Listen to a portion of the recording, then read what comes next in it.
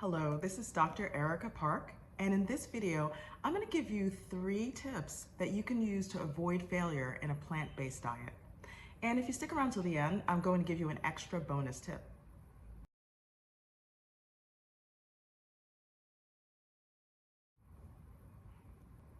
Now, tip number 1 that I have for you is kind of a simple one, and that is to make sure that you're eating enough food. I think one of the problems a lot of people have when they start going plant-based is they don't eat enough, and that really does not set them up for success. When you think about it, if you have like a plate of meat, right, versus a plate of something like spinach or kale or collard greens, you're going to need to eat a lot more of that spinach or kale or collard greens in order to get the amount of calories that you need. I'm going to give you actually an example from many years in the past. So back when I was in medical school, this is in the late 1990s, I actually did a trial at going plant-based. It was not very successful, only lasted for a few months, unfortunately.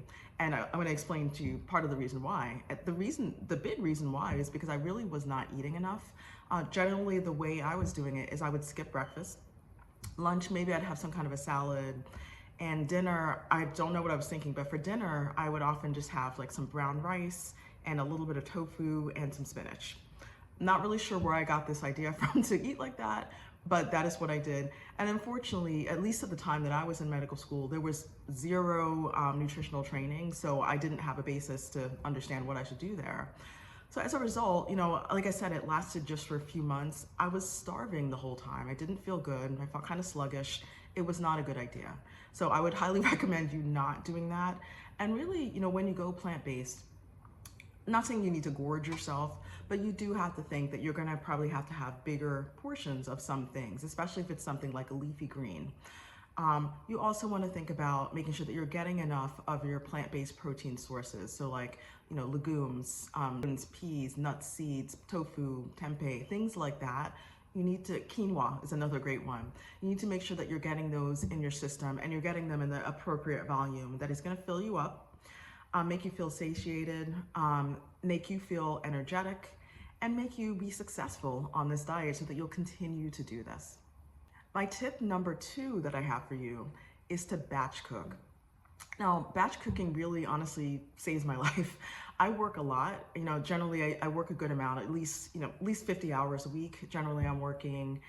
In addition to that, obviously I want to do other things. I want to have time to exercise. I want to have time to spend time with my friends and my family. I can't spend all of my time cooking, even though I love cooking. So batch cooking is something that is very helpful. Often what I'll do is usually like on a Sunday or sometimes on Monday, but often on a Sunday, I'll cook a big pot of something. So whether that's going to be a big pot of a stew, a big pot of a soup, sometimes I'll use like sheet trays and roast a lot of something, there's like vegetables, different things like that. And so I have a large volume of it that can be used throughout the week. It's very helpful because often that meal that I would have made on that Sunday I can have for lunch for several days. We can have it as leftovers for dinner. We can mix it up, so I can have maybe the soup and add a little bit of like brown rice or some wild rice to it. There are a lot of different things that you can do. It gives you a lot of flexibility and really saves you quite a bit of time. So batch cooking is something I would highly recommend. If you're interested in a couple of the batch cooking recipes that I use, you can check out 2 of my videos that are on. There's one on Cuban vegan black bean soup. And you also might want to check out my one on the Trinidadian curry lentil stew. So those are 2 examples of simple batch cooking that you can use, and it can spread throughout the week to save you a lot of time. And my 3rd recommendation that I have for you is to make sure that you're eating the flavors that you love. Now, what I mean by that is I don't want someone to go plant-based and think that they only need to eat now just kale and they just need to eat, hummus and kale if that's not what they grew up eating, right? The food that you eat and the memories that you have associated with that food is really important, and making sure that you're keeping those like spices, the different flavors, the way that you cook is key to success with this. To give you a bit of my background, I'm of Caribbean heritage. My father is from Antigua and my mother is from Trinidad. And I grew up eating a lot of food from both of those islands. If I had to stop eating the flavors of those islands, I would cry. I don't think I would be plant-based at this point if I was not allowed to have those spices and have those flavor profiles. So what I'd highly recommend is that when you go plant-based, keep the same spices that you used to eat. Make sure that you have those good memories that you have with those things. Make sure that you're using some of the same cooking methods. We tend to use a lot of onions, a lot of garlic, a lot of hot pepper, ginger. Keep using those things. Just make sure that you're not using the meat along with it. And you'll find that in actuality, a lot of what you love about the food is not so much the meat, it's those flavors. It's like the flavor profiles and the gravies and things that you can develop together with that. That is what you actually love.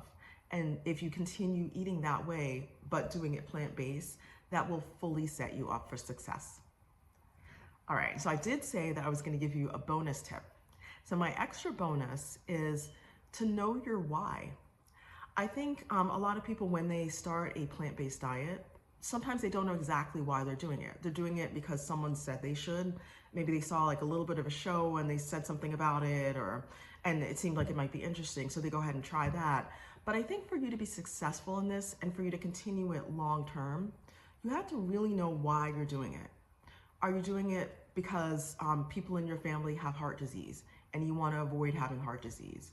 Are you doing it because you've noticed that there have been an increase in certain cancers and you want to try to avoid that? You want to make sure that you're eating those good nutrient-dense foods with antioxidants and so on that are going to help you avoid some of these chronic diseases.